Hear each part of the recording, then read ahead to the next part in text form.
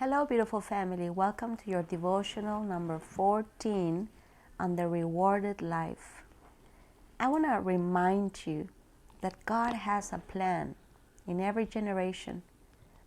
And when we get in His plan, when we come under His instructions to serve Him, to do what He called us to do, wherever we are,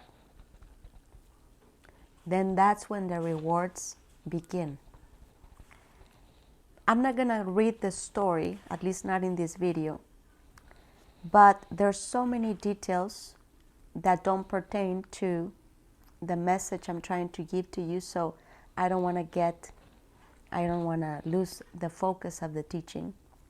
But we're talking about Esther today.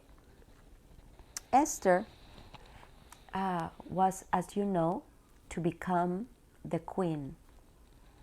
And you might think, well, that's, every little girl's dream. The story of the princess, the story of the queen. Well, you have to ask yourself, what would be the purpose of God bringing somebody into that level of influence and that level of responsibility? Esther was the cousin of Mordecai. She had no parents. Mordecai had adopted her. And Mordecai and the family of Mordecai was the part of the exiled under King Nebuchadnezzar, if that's how you pronounce him. But I can say it in Spanish, Nabucodonosor. And the situation of the kingdom was in crisis. As you know, the king had a banquet. He called Vashti, the queen, to show her off before his guests. She did not want to come. When she decided not to come, everybody in the kingdom advised the king to do something about it, because now she would set the example with all the wives of the kingdom that it's okay to say no to their husbands, that it's okay to disregard a request like that. And so anyway, she's out of the kingdom. And if you have not read Dr. Murdoch's book, Vashti Does Not Live Here Anymore, I encourage you, read it.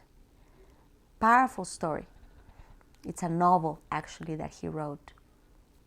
And so now Esther, who is just a girl, not raised in a perfect home, not under the best circumstances, a girl that has no mom, no dad, raised by her cousin Mordecai. And now there is an instruction for all of the young girls of the kingdom to come, because the king is about to choose his wife. All up to that point, it does sound like a fairy tale, doesn't it? But you have to ask yourself, why does God need Esther? If we make it all about the girl that wants to become a queen, then it's all going to be about her. And I am telling you, Esther was liked immediately by the people in the kingdom. The instruction was that they were to soak in oil for months and months to prepare these girls, even before the king met them. They needed to become palace trained in their conversation, in the way that they talked and walked, and even in their appearance. So they really had to go through thorough preparation. Preparation. Why? Why does he need all of that? The plan is the most important part.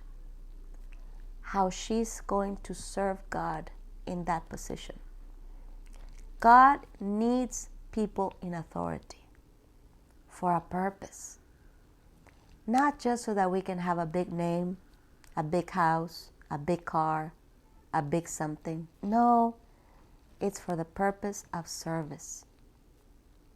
The reason why Esther needed to become queen is because God needed her voice close to the king to influence, to shift, to protect, and to restore what was happening to his people.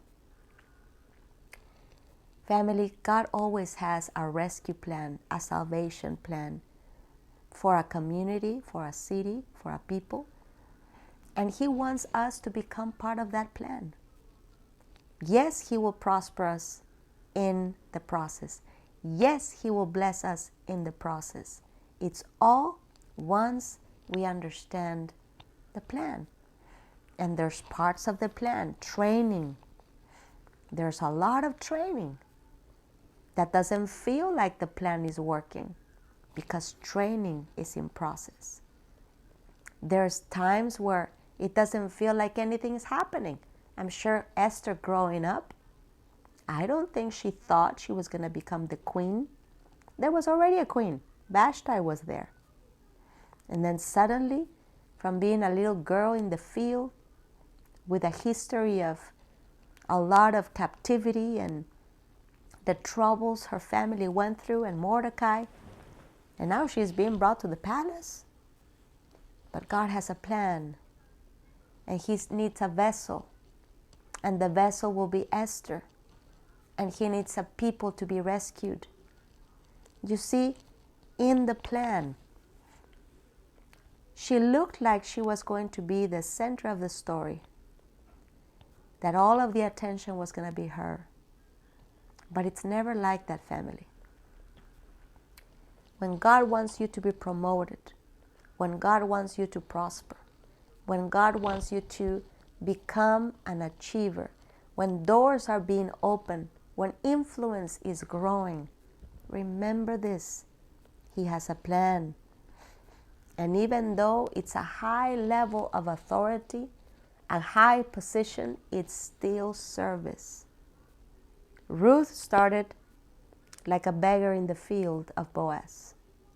Esther, the little cousin, that now she's in the courts of the king, she's about to be chosen as a queen, but it's all the same thing for the sake of service. If you could see that no matter how you start and no matter where you are, if Christ lives in you, there is a plan. And God wants to use you to fulfill his plan in this generation and to always be available for his service. And you're going to see in the next videos how God used her to protect the kingdom and to protect her people. And how God orchestrated protection even when the evil voice of a man tried to destroy. Sometimes we're so focused about the enemy's plans that we forget God has plans too. And God's plans can shock you. When everything seems to be going wrong, suddenly the rescue appears. Say yes to God's plan today. And if God is promoting you to a place of influence, a place of authority, a place of great prosperity, prepare. Be ready, because it's all about service. There's someone you're going to talk to, someone God is going to use you for, someone that desperately needs your influence, and that is why you're there. Be ready. And if you would like to sow a seed to Wisdom for Winning Church, you can by going through PayPal or Zelle. The email is pastoranna@wisdomforwinningchurch.tv, or you can sow through Cash App, Wisdom #4 Winning. God bless you, family.